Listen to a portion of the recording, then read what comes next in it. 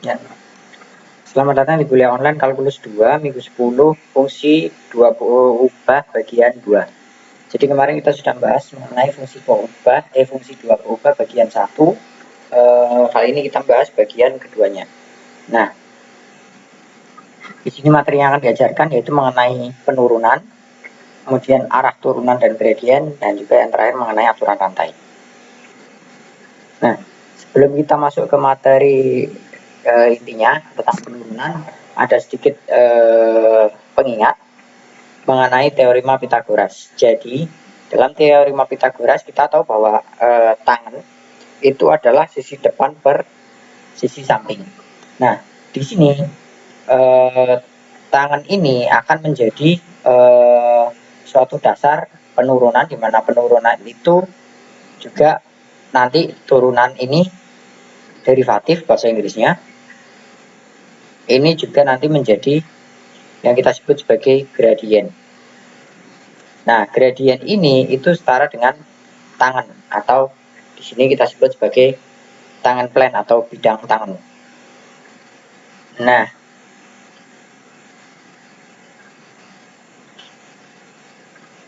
kemudian apa hubungannya turunan dengan gradien dan tangan plan ini? Jadi ini seperti ini. Misalkan kita punya persamaan X pangkat 3, ketika kita turunkan dia menjadi 3x kuadrat, misalkan begini. Ini ketika kita turunkan menjadi 6x, misalkan begitu. Nah, persamaan awal itu kita punya kurva seperti ini. Ini X pangkat 3, biasanya kurva dengan pangkat 3. Kemudian kita turunkan menjadi pangkat 2, dia mulai melengkung. Nah, kita turunkan kembali menjadi suatu garis lurus. Nah, kemiringan ini disebut dengan gradien. Nah, gradien ini juga kalau kita lihat, kita garis begini, ini menjadi sebuah segitiga. Jadi sebuah segitiga di mana gradiennya ini sama dengan tan alfa. Nah, tadi kalau kita ambil contoh dalam bentuk dua sumbu X dan Y. Ini kalau menggunakan 3 sumbu Y, X, dan Z, bentuk awalnya dia lengkungan. Kita turunkan satu kali dia mulai melandai menjadi seperti sebuah bidang datar. Turunkan ke dua kali fungsi asli, turunan pertama, turunan kedua, dia menjadi bidang datar. Nah, kalau kita gambarkan dalam kontur plotnya jadi seperti ini. Jadi awalnya melengkung, agak melandai, kemudian dia jadi garis lurus. Nah, bagaimana cara menghitung turunan atau gradien ini? Sebenarnya caranya sama seperti waktu kita melakukan perhitungan menggunakan satu variabel. Jadi kalau di satu variabel kita punya rumusan menggunakan pendekatan limit, di sini pun sama, secara umum seperti ini. Kemudian kita bisa mengatakan bahwa fungsi tersebut itu locally linear, atau dapat dikatakan linear pada A dan B, turunannya linear terhadap ini jika memenuhi kaidah ini. Nah, kemudian ada definisi lain bahwa ketika F itu differentiable itu derivatif atau diturunkan, dapat diturunkan di P, di titik P, dia hanya bisa diturunkan ketika dia locally linear di P. Jadi kalau dia locally linear di P, dia dapat diturunkan di P, dia juga dapat dikatakan dapat diturunkan di suatu set bilangan R, jadi bidang R, dan dapat diturunkan di semua bagian dari bidang R. Nah, dari definisi ini menghasilkan suatu teorema A. Teorema pertama yaitu kalau dia continuous partial derivatif, jadi kalau dia dapat diturunkan secara parsial secara kontinu pada X dan Y, kalau dia punya dua variabel pertama dan variabel kedua, maka X dan Y, dan ini berada pada bidang D, maka dia dapat diturunkan di AB tersebut. Jadi di bidang D ini, bidang D misalkan ini, itu ada A dan B. Kalau dia dapat di partial derivatif karena sudah diturunkan partial terhadap variabel sumbu X dan sumbu Y-nya, maka fungsi ini, fungsi besar ini dapat diturunkan pada A dan B tersebut. Nah, contohnya seperti apa? Jadi seperti ini. Kalau misal kita punya fungsi seperti ini, maka kita bisa turunkan secara parsial di terhadap X, terhadap Y, terhadap Z. Nah, kemudian kita hitung ini adalah gradien. Gradien atau turunannya, gradiennya fungsi gradien. Fungsi gradien itu adalah, kalau tadi kita begini, ini garis miringnya dia, sisi miringnya itu 4 I tambah J tambah K, jadi pakainya IJK. 4, 1, 1 ini dapatnya dari mana? Ini dimasukkan nilainya sama dengan 1, karena ini 0, maaf, 0, ini 1, ini 2. Sin 1, sin 0 adalah 0. 2 kali 1 kali 2, 4. Maka bagian X itu sama dengan 4.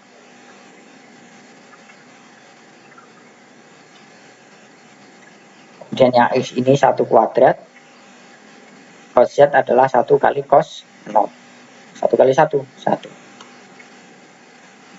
Nah, jadi kita dapatkan fungsi gradiennya. Nah, apa yang bisa dilakukan dengan fungsi gradien? Di sini ada teorema B bahwa gradien itu sebenarnya sama seperti turunan.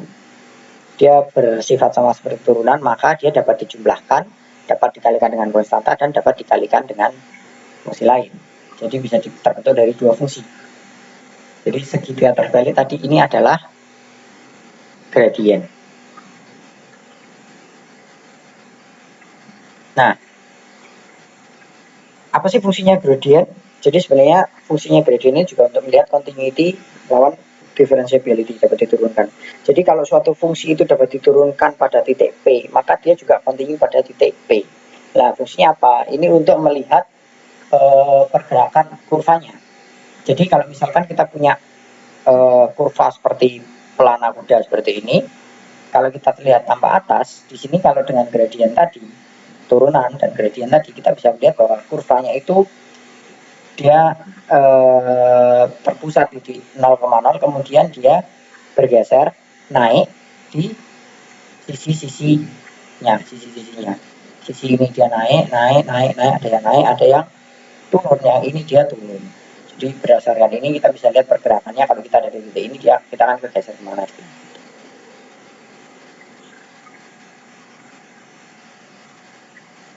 Nah, berdasarkan tadi kita ada yang namanya arah turunan atau directional derivative, turunan berarah ke arah turunan, dan juga gradien. Apa hubungannya? Jadi di sini sebenarnya kita harus menggunakan vektor. Vektor itu adalah besaran suatu unit yang punya besaran dan arah. Jadi kayak seperti ini tadi, dia akan ada besaran dan ada arahnya ke sana, jadi arahnya ke sini, seperti itu. Nah, dasarnya sama karena derivatif direksional itu sebenarnya adalah turunan, tapi dengan ditambahkan arah direksional. Dia menggunakan teorema limit sama seperti biasa, tapi dengan nanti ada vektor U-nya. Nah, hubungannya dengan gradien apa? Nah, kita punya rumusan ini, teorema A. Ini dipakai untuk menghitung arah turunan tadi, turunan arah direksional derivatif. Nah, atau juga bisa pakai yang ini. Jadi ini atau yang ini, sama aja. Nah, aplikasinya bagaimana? Kalau kita punya rumusan seperti ini, kemudian ada directional derivatifnya, kita mau cari pada titik 2,1, kemudian kita tahu vektornya itu adalah 4i plus 3j. Nah, unit vektor unit U itu dihitung menggunakan rumus ini. Silahkan kalian nanti cek.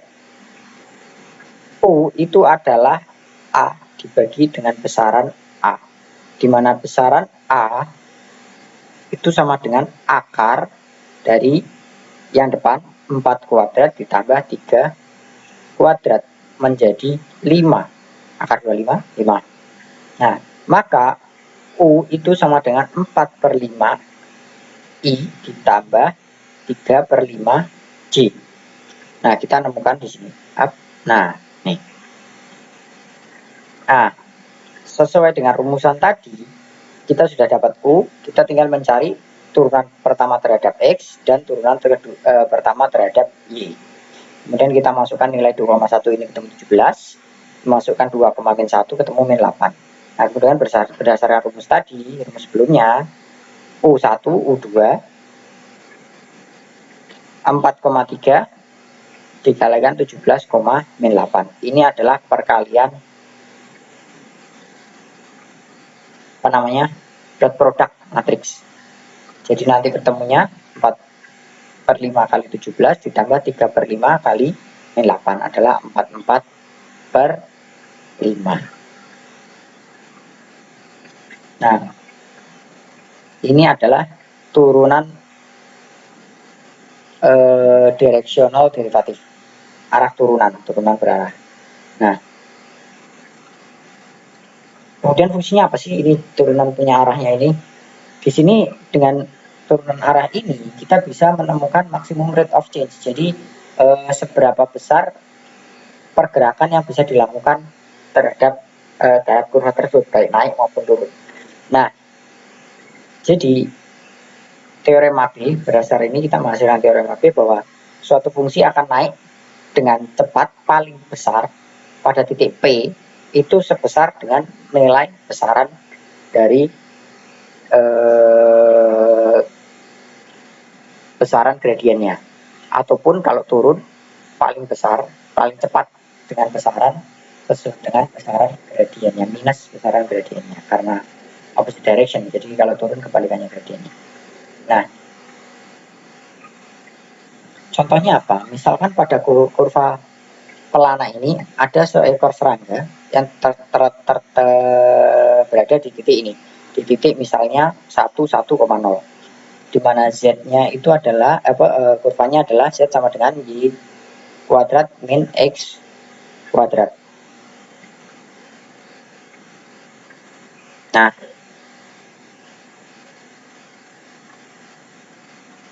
besaran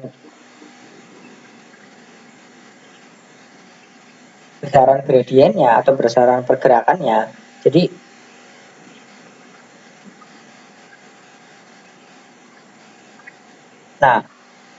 jadi yang ditanyakan di sini adalah ke arah mana si serangga harus bergerak naik paling besar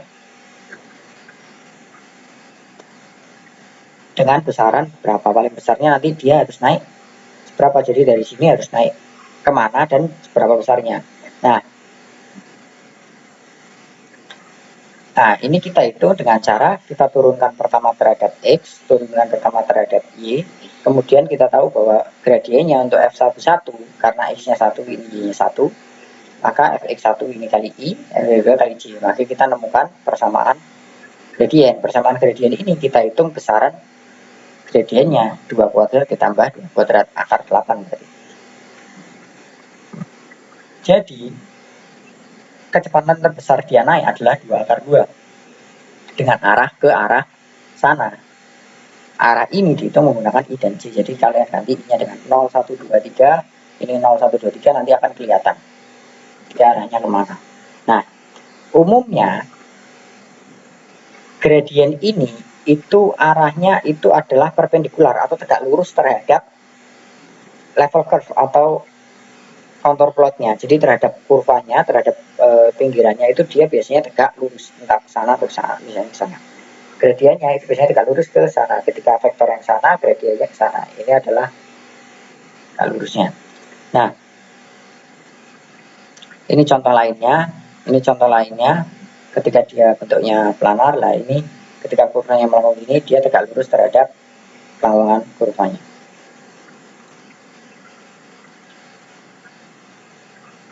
Nah, ini contoh melakukan membuktikan bahwa dia arah turunan gradien. Caranya sama seperti tadi, diturunkan terhadap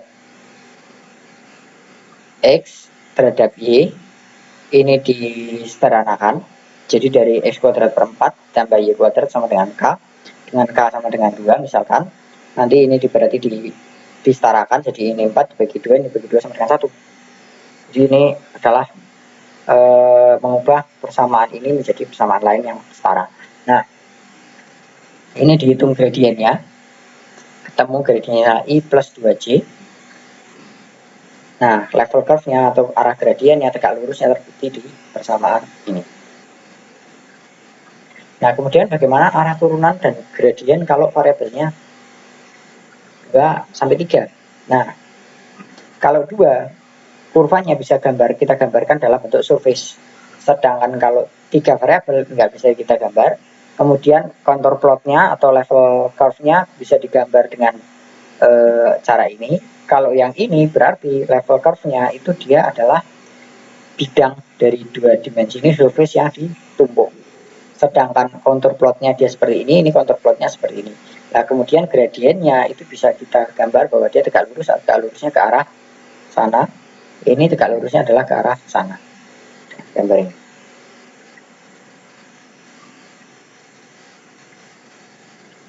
Nah, lanjut kemudian kita masuk ke aturan rantai. Aturan rantai ini adalah cara lain melakukan turunan. Kenapa ada cara lain? Karena misalkan kita punya suatu fungsi, beberapa fungsi. Fungsi pertama itu X, di dalamnya kita punya T. Fungsi kedua Y, di dalamnya kita punya T. Dan fungsi ketiga adalah Z, yang di dalamnya ada X dan Y. Nah, bagaimana turunan Z terhadap T? Nah, ini bisa kita hitung menggunakan aturan rantai. Rumusnya bagaimana? Kita menggunakan teorema A ini untuk aturan rantai. Jadi dz per dt itu sama dengan dz per dx dikali dx per dt ditambah dz per dy dikali dy per dt. Nah, jadi kita pecah 2, atau ini adalah teorema A setara untuk melakukan aturan rantai. Nah, untuk mengecek kita coba dengan contoh 1. Kalau kita punya persamaan zx pangkat 3y, kemudian x-nya adalah 2t dan y-nya adalah t kuadrat. Misalkan kalau kita ini ganti dengan Z sama dengan, berarti ini adalah 2T pangkat 3 dikali T kuadrat. 2T pangkat 3 itu sama dengan 8T pangkat 3 kali T kuadrat. Berarti ini adalah 8T pangkat 5. Kalau kita turunkan dz per dt, berarti dia menjadi 40T dikalikan kan 40 pangkat 4. Nah, kalau kita gunakan aturan rantai caranya seperti ini, hasilnya sama. Nah, kebetulan ini fungsinya gampang. Kalau fungsinya X-nya panjang, Y-nya panjang, maka turunan dz per dt kan jadi agak susah. Makanya diusulkanlah ada metode yang namanya aturan rantai untuk mempermudah ketika fungsinya sulit atau fungsinya panjang. Nah, ini ada gambaran umumnya untuk memudahkan memahami aturan rantai, bahwa aturan rantai itu ketika kita punya dependent variable Z yang tergantung terhadap X dan Y, di mana X dan Y ini adalah middle variable dan independent variabelnya adalah T. Jadi kalau kita turunkan Z terhadap T, maka adalah kita harus lewat X dulu, lewat Y dulu, baru nanti kita bisa ketemu dengan nilai T dz per dt-nya. Nah, aplikasinya apa? Misalkan kita punya suatu silinder. Silinder ini kita panaskan, dia memuai dari sisi luas alas dan tutupnya, juga dari sisi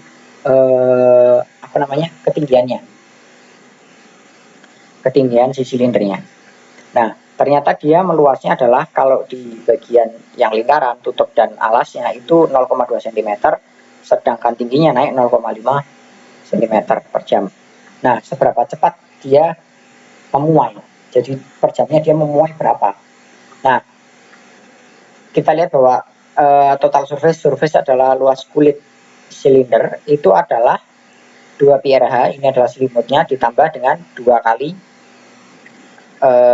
tutupnya, karena tutupnya ada tutup atas dan tutup bawah. Nah, ini yang kita ditanyakan adalah ds per dt, perubahannya. Jadi kalau kalian masih ingat, turunan itu adalah untuk menunjukkan perubahan suatu kurva atau suatu hal, suatu benda. Nah, di sini perubahannya S terhadap T. S itu di sini adalah surface, luas permukaannya. Maka kita turunkan ds per dr, dr per dt, ds per dh, dh per dt. Dari sini dr per dt nya adalah perubahannya yang terjadi 0,2, dh per dt ini perubahannya yang terjadi pada ketinggian 0,5. Yang depan adalah persamaannya S diturunkan pada setiap variabelnya, tinggi dan ini.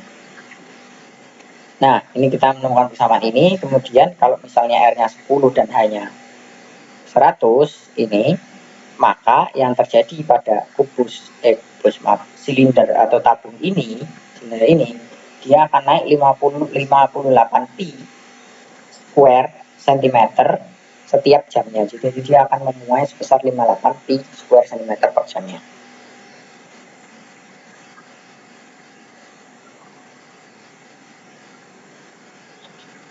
Nah,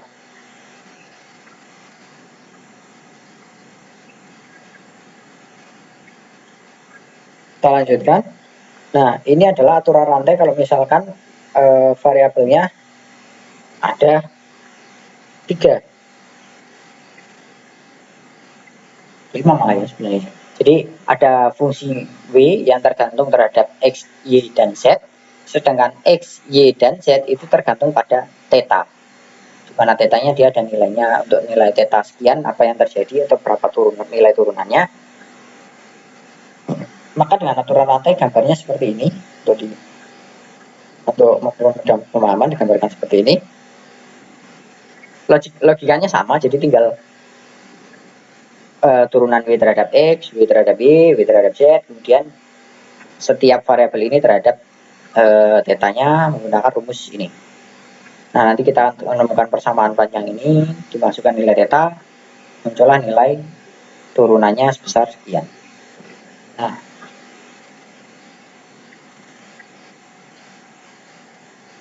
kemudian ada teori mapping. Bagaimana kalau variabel X dan Y-nya di setiap fungsi yang middle variabelnya itu ada 2 persamaan atau ada 2 variabel atau 2 variabel independen lagi. Nah, di sini misalkan kita punya 2 variabel independen S dan T. Y, X dan Y ini tergantung terhadap X, S dan T, kemudian Z itu tergantung terhadap X dan Y. Maka menggunakan teorema aturan rantai, kita bisa menemukan turunan pertama untuk partial derivatifnya itu dz per ds dan dz per dt untuk setiap variabelnya, karena variabelnya ada 2, itu seperti ini, sama. Jadi dz per dx, dx per ds, dz per dy, dy per ds, dz per dt ini bagi x, ini dengan t-nya. Aplikasinya bagaimana? Nah, misalkan seperti ini, kita punya z, z-nya tergantung terhadap x dan y, sedangkan x ada s dan t, Y ada S dan T. Nah, turunan pertamanya kita gunakan ini, kita pecah jadi 2. Nah, ketemunya adalah nilai ini. Nah, kalau kita substitusikan langsung, X-nya dimasukkan, S-nya dimasukkan, ya memang jadi panjang. Tapi turunan nilai turunannya, dia hasilnya akan sama seperti hasil aturan rantai. Di sini bisa kita lihat bahwa rumus yang ini itu agak panjang hitungnya, karena harus 2S plus 7T dikuadratkan, kan berarti harus dikalikan 2 kan, dipecah jadi panjang, ini dikuadratkan, kemudian baru diturunkan. Lah, dengan cara ini persamaan yang di dalam ini lebih simpel, dimana hasilnya ternyata nanti hasilnya sama, aturan rantai dengan penurunan gas hasilnya nanti sama. Ini contoh lain, kalau variabelnya ada berapa ini, X, Y, Z, ada 3 di dalam. Kemudian ada X-nya tergantung ST, Y-nya tergantung ST, Z-nya tergantung ST. Nah, logikanya sama terhadap X, Y terhadap Z. Kemudian ini terhadap T. Hasilnya turunannya seperti ini. Coba bayangkan kalau kalian masukkan ke sini satu-satu juga panjang nanti. Nah, di aturan rantai ini juga ada yang namanya metode implicit function. Ini untuk melihat nilai, misalkan dy per dx itu sebenarnya dia setara dengan minus f dibagi turunan pertama terhadap x dibagi dengan turunan terhadap pertama terhadap y. Nah,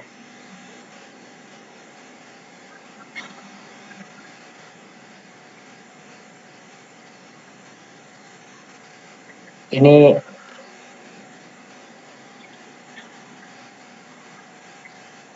kalau dia